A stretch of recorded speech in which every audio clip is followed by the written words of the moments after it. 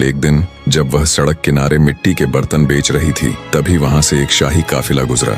चमचमाते घोड़ों पर बैठे सैनिक, महंगे कपड़े पहने उमराव, और उनके बीच था एक राजकुमार, हृदय सिंह। वह दूर से ही बेहद रौबदार और नेक दिल दिखता था, लेकिन नूरजहां ने उसकी तरफ देखा भी नहीं।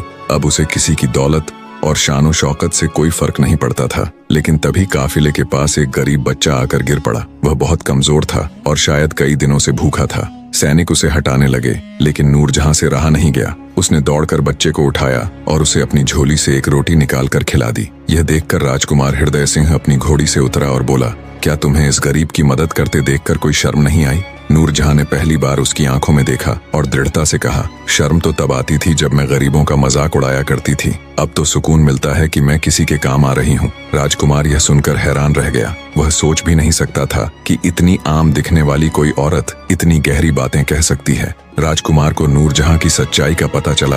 हृदय सिंह को उसकी बातें सुनकर दिलचस्पी हुई। उसने किसी से नूरजहां के बारे में पूछा और धीरे धीरे उसे पता चला कि यह कोई मामूली औरत नहीं, बल्कि वही घमंडी शहजादी है जो कभी सबका मजाक उड़ाया करती थी। वह यह सुनकर